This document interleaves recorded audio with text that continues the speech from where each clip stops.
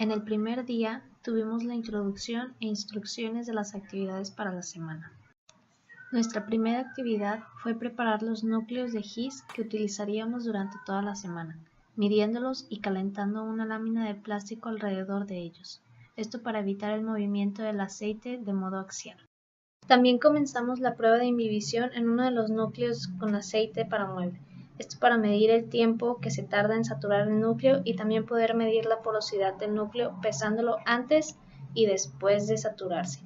Sin embargo, no pudimos recolectar todos los datos en el primer día, ya que se nos terminó de saturar por completo el gis después de 25 horas. Se hicieron los cálculos para la fracción de poros que se muestra a continuación, obteniendo 0.341. Por último, medimos la tensión superficial del aceite en aire y el agua en aire, y la tensión interfacial del aceite en agua.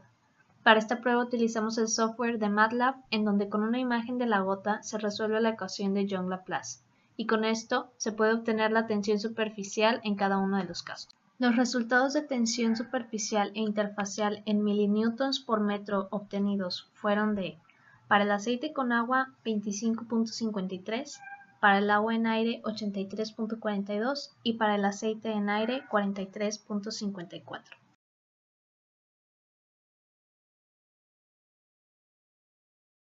Ahora queremos saber en cuánto tiempo se desprende el aceite de una superficie porosa cuando está en contacto con el agua. A esto se le conoce como curva de drenado. Para esto introducimos el núcleo saturado de aceite en una probeta con aproximadamente 450 mililitros de agua. Se puede apreciar en las imágenes cómo el aceite se va desprendiendo por ambos extremos del núcleo por el efecto de capilaridad y gravedad. Esto tomó un día en drenarse por completo. Lo que hicimos fue observar cada 30 minutos el volumen desprendido y graficar los datos que obtuvimos experimentalmente. Excel nos proporcionó fácilmente la ecuación de la recta y la correlación. Después quisimos conocer las propiedades del aceite, como su viscosidad, por lo que medimos en un viscosímetro Oswald. Sin embargo, este proceso conllevaba mucho tiempo debido a la suciedad del mismo y de la viscosidad del aceite para muebles, así que lo medimos en un reómetro. El reómetro puede ser utilizado cuando la sustancia tenga arriba de 5 centipoises, dándonos un resultado más exacto y más rápido. El valor de la viscosidad es de 29.39 milipascales por segundo. La curva de inhibición nos ayuda a saber en cuánto tiempo se satura un núcleo. El núcleo contiene arena tipo 1, que es arena sílica, y la sustancia utilizada fue de aceite para muebles. Lo que hicimos fue observar cada cierto tiempo la cantidad de aceite que sube por la porosidad del núcleo y con los datos obtenidos hacer una gráfica de volumen en centímetro cúbico versus el logaritmo natural del tiempo y obtener la ecuación de la recta junto con la correlación como se observa en la gráfica. Se obtuvo el volumen del núcleo, que tiene un valor de 4.45 por 10 a la menos 3 metros cúbicos. Con este valor y la masa del aceite en el núcleo, se obtuvo la porosidad del mismo, que tiene un valor de 4.53 por 10 a la menos 3. También medimos la permeabilidad, la cual se obtuvo utilizando la ley de Darcy, donde la constante de proporcionalidad es la permeabilidad. La permeabilidad nos dice cuánto fluido puede retener un medio poroso, como por ejemplo el suelo. Para comprobar lo antes mencionado y con el uso del permeámetro Armfield, observamos y registramos para cada cambio de flujo su cambio de presión y la altura para los dos tipos de arena. Para cada tipo de arena elaboramos una tabla de los valores experimentales, como la presión en milímetros de mercurio, flujo volumétrico en centímetros cúbicos por minuto, la diferencia de presiones en pascales, el flujo volumétrico pero en metros cúbicos por segundo y el cociente de presión y longitud en pascales por metro. Hicimos la gráfica delta P entre L versus el flujo. Tomando el valor de m de la ecuación de la recta y es igual a mx más b, se obtiene el inverso de m, se multiplica por la viscosidad y se divide entre el área. De esta manera se obtiene la constante de proporcionalidad y se usa el factor de conversión para obtener el resultado en Darcy.